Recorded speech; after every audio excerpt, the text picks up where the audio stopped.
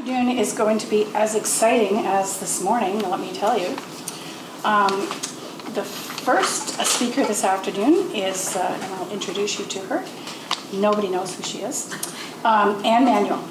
Anne is the Executive Director of the Craft Council of Newfoundland and Labrador.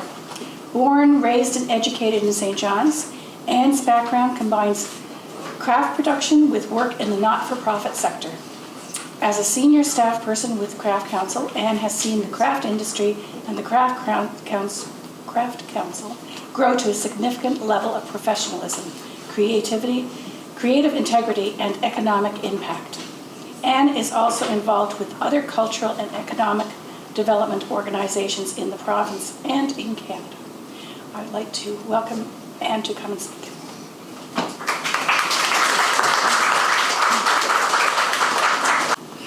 So I have been asked to talk to you about all the different ways that you can make a dollar in the craft industry. And it's actually a presentation that I've been thinking for a long time that we should put together, and it's great that we had this opportunity. It came along that forced me to actually do it. And I having worked in the craft industry as a craftsperson who had the production and sale of handcrafted products as the sole source of our income, we kind of learned that there are lots of different ways to make $100 there and $200 there, and that when you patch it all together at the end of the year, you can make a full year's salary out of it. But it takes some ingenuity, and it takes a little flexibility and forethought and planning. And so that's what this presentation is about.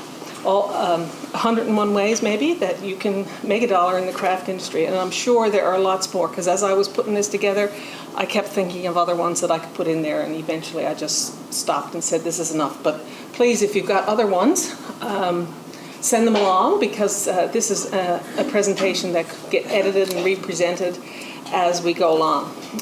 Alternative revenue streams in the craft industry.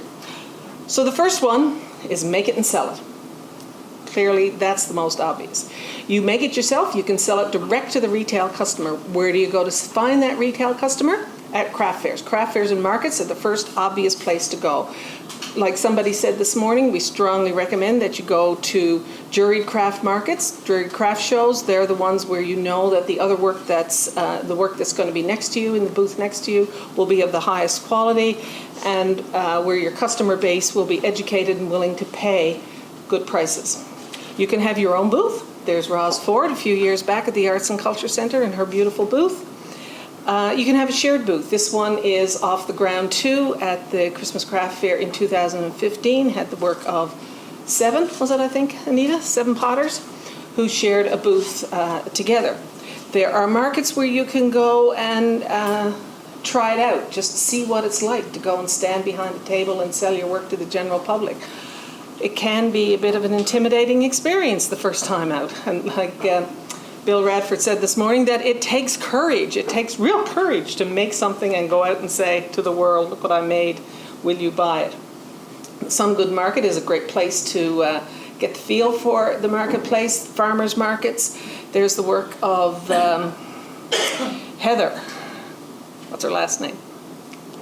Kelpme from Witless Bay. She won a Youth Entrepreneur Award from the Craft Council when she was in high school for her soaps.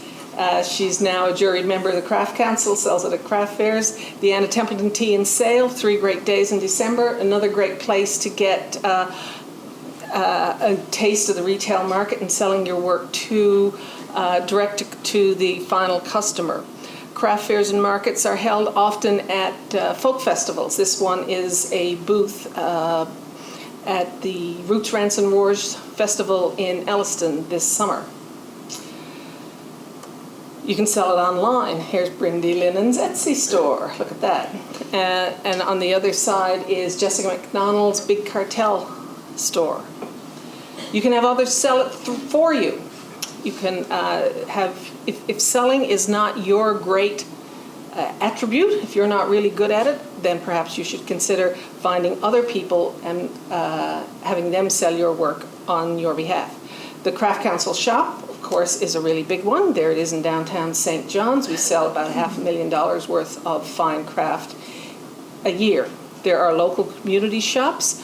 The one on your left is Tree Line Fine Art and Craft in Bonavista, and the one on the right is run by the Random Passage group in New Bonaventure.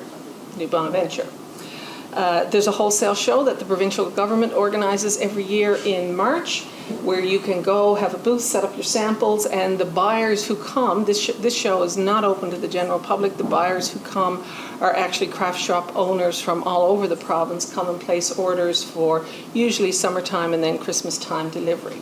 Selling from your own studio is a great option. There's you can get your studio listed in the Craft Council Studio Guide, and then you set out your sign out front. There's Bay Noddy in Chapel's Cove, the other side of Holyrood. She gave up going to craft fairs at a loss because she had so many people come into her studio to buy her hand and machine knits, and she's got a heritage farm there where she has llamas and alpacas and sheep and goats, and kids come and see the animals, and so there's an attraction around her studio that brings more people there.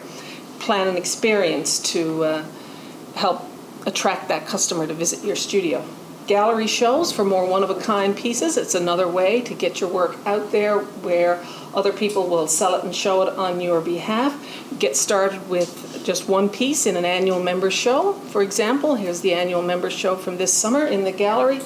Or when you're ready, a solo show. There's the invite to Anita Singh's solo show in the spring.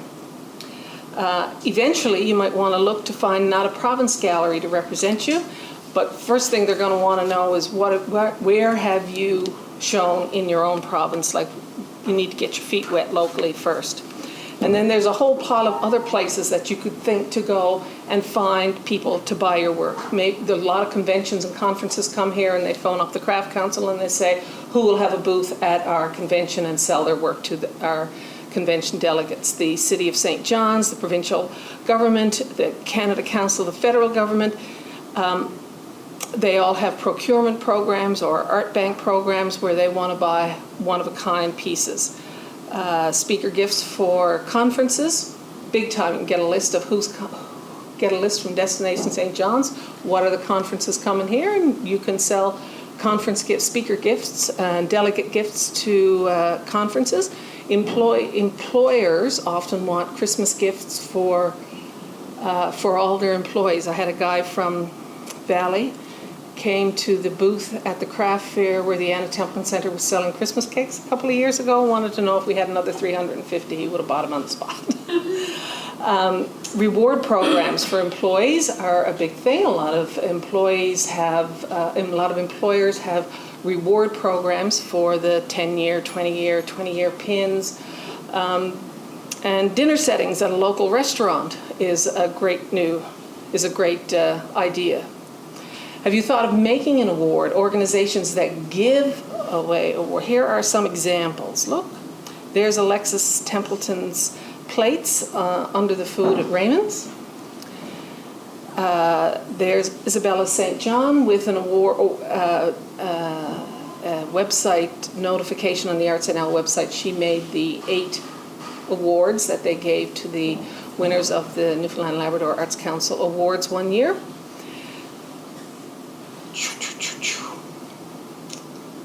I'm just going to go back here a bit now. Look, making an award. A lot of organizations have awards that they give, have awards programs. Hospitality Newfoundland and Labrador is one that I thought of, where the Craft Council won an award a few years ago, and it was a plaque by Isabella St. John.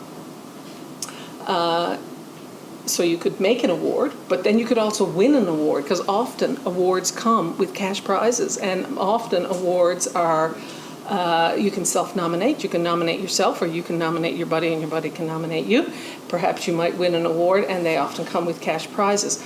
Public commissions, public commissions are another example of how you can make a dollar, how you can sell your work. Wedding favors. Wedding planners, big organization. Wedding shows are a big thing. Gifts for a group, it might be a private group, might be a public group. Here's some examples. There's a food from Raymond's on Alexis's plates. Isabella St. John made the awards at the Arts Council. Here's 2 big public commissions. The boat was made by, the boat here on the left, by Will Gill and Jerome Canning. It hangs at 351 Water Street. Big public commission that was, with a nice large budget, although probably not large enough, but still was pretty brave step for a company to do here. There's not been many opportunities like that. Most public commission calls have been for outdoor things, and they tend to need to be cast bronze kind of statues. So it was really great that there was an indoor one. The other piece is by Hervé Manuel. It's a collage of glass fish, and it hangs up high in the airport in Deer Lake. And that was also a public call. St. John's Clean and Beautiful has a program every year where they ask for artists to paint on traffic boxes, the ones that control the traffic lights. So if you look around St. John's, a lot of people got paid a few $100s, maybe I think they were $400 each that the contract was to paint a traffic box. And there's some pins by Kim Marshall, who was associated with a youth choir, and every year every member of the choir got a Kim Marshall pin.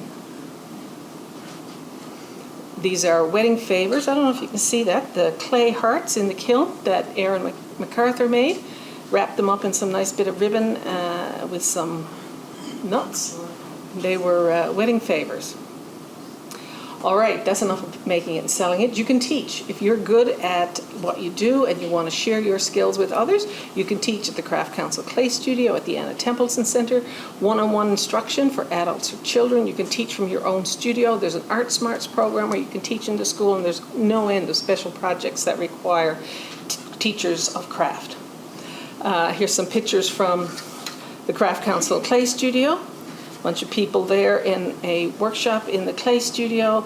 And then the one on the right is in Red Bay, Labrador, where they did a workshop about creating cultural craft products based on pieces from the Red Bay historic site there.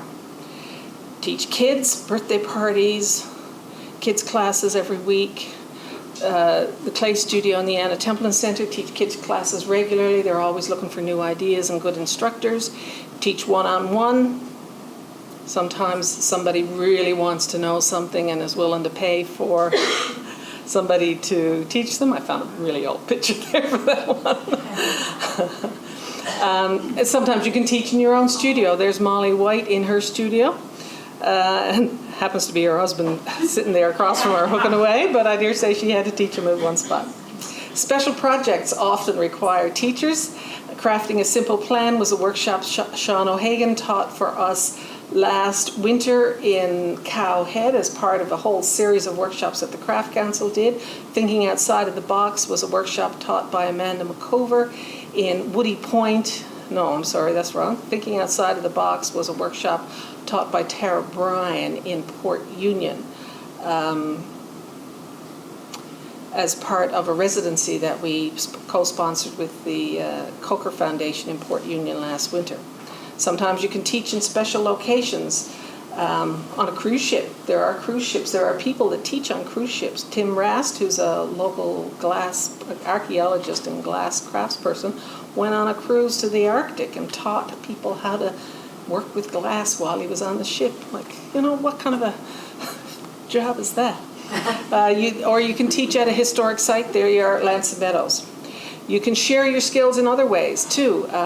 Now, I should say that people who teach, they get paid anything from $30 an hour at the Anna Templeton Centre to Carfax rates, which are up to $5.25 a day, I think now. If you're new at it and you don't have a lot of much of a track record, you might get the lower end of the scale. Once you're well established, you should at least expect the Carfax rate in Canada. And there are people that charge lots more than that. I've been at workshops where people have demanded thousands of dollars to go and teach. Craft demonstrations, same thing. Sometimes people demonstrate for free. Sometimes people get paid the Carfax rates to demonstrate. Depends on who's offering it. Depends on who you are, how much you like the organization that's offering you, that's asking you to demonstrate. There's a booth for. There's a call for the sign for craft demonstrations at the Clay Studio booth at a craft fair. There's Cheryl Sharon at the Roots, Rants and Roars Festival. I better talk a bit faster, hey? You can make and sell the parts. You can make kits. These kits are from Molly Made Fiber Art Studio in Woody Point. You can make patterns and sell them. Christine LeGros, Shirley Scott have made knitting patterns. They sell them in little packages, or Shirley sells them online through Ravelry and through Pattern Fish. You can sell the raw materials. There's a lovely little picture of woad, I think is it, from Susan Furneaux's garden. And there's a picture of hand-dyed yarns that I swiped off of Diane Warren's website. She sells all kinds of supplies and materials for hooking mats. You can sell the equipment. Linda Lewis is a local agent for Ashford Spinning Wheels out of New Zealand. She sends all kinds of spinning wheels and bobbins and all the bits and pieces that go with it. You can even make them equipment. Walter George makes knitting needles. Then you can sell services. There's all kinds of services that you could do. You could organize a show. There's a fresh fish. Somebody organized that, did the promotion, did that, charged the booth fees, made a few little dollars on the end putting their products. Hopefully, the more often you do it, the better you get at it. The higher the booth fee, the more people that come, the more money that you will make for it. It could be a craft show like Fresh Fish. It could be a fashion show. You could curate an exhibition. There's Gloria Hickey there in the middle. She curated the exhibition called Contained for the Craft Council. She's giving a talk, curator's talk to visitors to the Craft Council Gallery. You could actually organize your own exhibition. Here are a couple of promotional images from two shows that Alexis Templeton has pulled together, Feast of Pottery and Vessels for Flowers. What makes her stand out quite a bit is that she issues a call to people who are working with clay, to ceramists from all over North America, and even from beyond that, I think has had people sending new work, so the local audience is exposed to new work. If you're good at writing, you could write a review. There's the beginning of one that Mary McDonald wrote in the Overcast about an exhibition at the Craft Council Gallery recently. You could speak at a conference. You could speak at an event like this. The people that are standing here behind this little microphone today all got paid for their time. This is Liz Clay talking at the industry day that we had at the Fiber Conference, and one of the group of panelists. There are lots more services. You can mend and repair.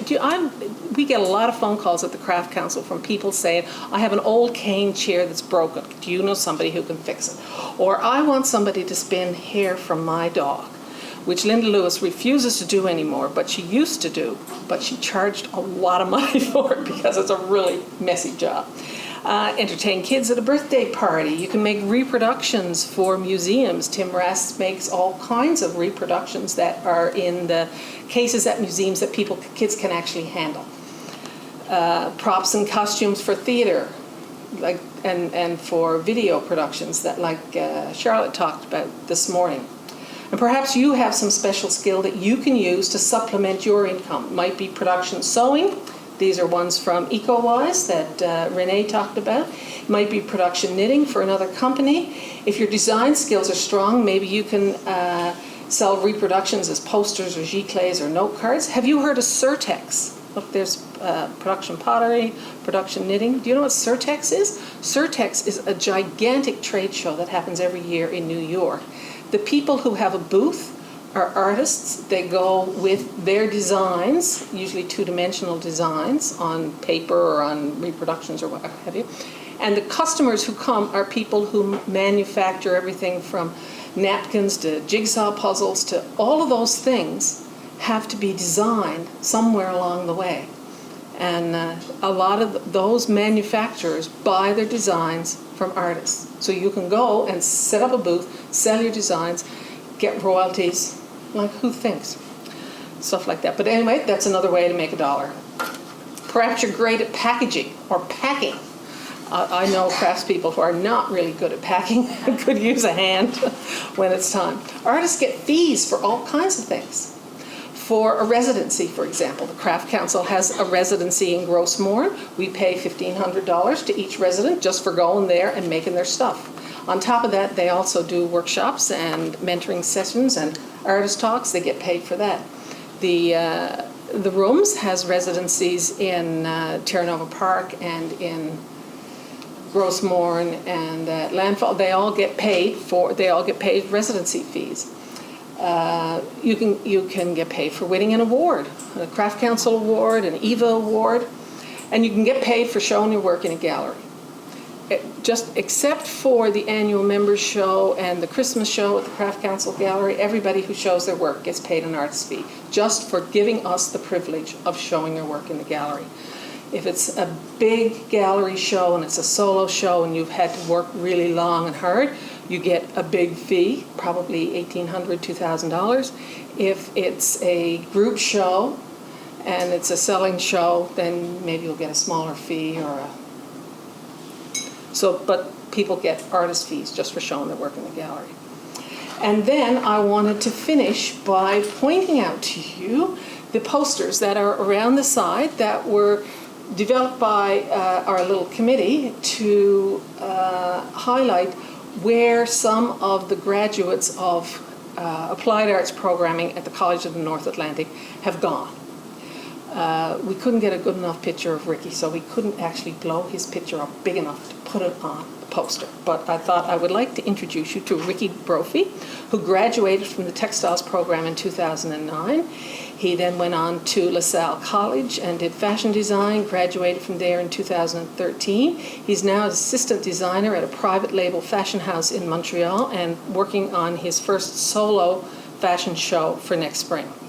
Anna Murphy graduated in 2015 from the textiles program. She now has Yellow Rose as her business. She's a full-time artisan with a studio at the Kitty Bitty Village plantation. Brenda Stratton graduated in 1994.